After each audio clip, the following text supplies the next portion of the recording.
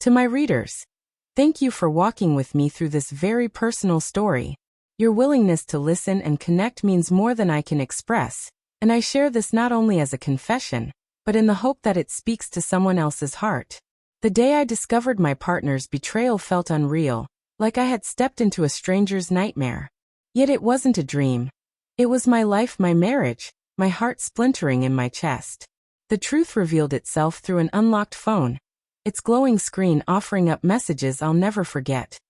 Last night was unforgettable. I can't wait until we're together again. 10 words, enough to unravel 10 years of loyalty. When I confronted her, she didn't deny it. She didn't even try. With a voice as steady as stone, she said, "I stopped loving you years ago." No tears, no guilt, just a hollow shrug that cut deeper than the affair itself. That night I couldn't stay. I grabbed my keys and drove to the only place that didn't suffocate me, my office. At first, I told myself it was temporary, just a night, maybe 2. But the quiet hum of computers, the stacks of spreadsheets, the lifeless order of it all became my refuge.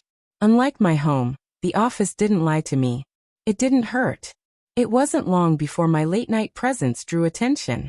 Clara, my manager, a confident woman in her 40s who carried herself with effortless authority, noticed.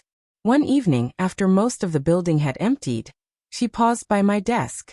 "Moving in here permanently?" she teased, though her eyes carried something softer than humor. I forced a weak smile and muttered something about catching up on work. "Don't feed me that," she replied, folding her arms. "You've been living here all week. What's keeping you in this hollow place when you should be home?" Her words struck a nerve. Home. The one place I couldn't bear to go back to. All I could manage was a strained. "It's complicated." She didn't push, only offered a quiet warning. Complicated can eat you alive if you let it. Don't let it consume you. Then she walked away, the echo of her heels lingering in the silence. Clara had a way of seeing through walls people built. A few nights later, she returned, this time with 2 steaming mugs of coffee. She slid one across my desk. "You're not fooling me," she said.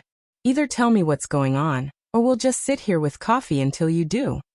Her directness disarmed me. Bit by bit, the truth spilled out. I told her about the texts, the betrayal, the emptiness that shadowed me. She didn't interrupt. She didn't pity. She just listened. When I finally finished, she leaned back and said with calm certainty, "She's the one who lost something, not you. You're stronger than you know." For the first time in weeks, I felt seen, not as a discarded husband, not as a broken man, but as someone who still mattered. From then on, Clara refused to let me drown in silence. Some nights, we'd share coffee in her office, speaking of anything but my pain. Other evenings, she'd invite her assistant, Jenna, whose energy and laughter could light up the darkest room. Together, the 3 of us would order takeout, trading stories far removed from work deadlines or spreadsheets. It wasn't love. Not yet. It was survival. It was connection. It was proof that life hadn't ended with her betrayal. Slowly, piece by piece, I started breathing again. And then one evening, after Jenna had gone home, I stayed behind with Clara. The city lights spilled across her desk, and we sat in easy silence, sipping coffee. At last she broke it. "You can't keep punishing yourself for her choices." I stared at my hands, heavy with her truth. "I don't even know who I am without her." Clara leaned forward, her gaze both fierce and kind. "Then it's time you find out." It wasn't pity. It was a challenge, a spark I hadn't felt in years. My wife had erased me long before her confession, but Clara refused to let me disappear. That night she stood, circled her desk, and said words that linger still. "Come with me instead."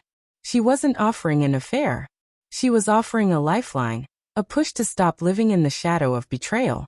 And so, I went with her.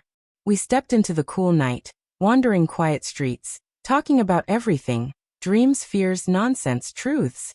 For the first time since my world shattered, I felt untethered from her infidelity. I was more than the man who'd been betrayed. Months slipped by.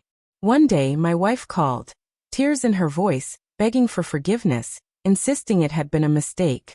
Once I might have broken under those words. But Clara's challenge echoed in me.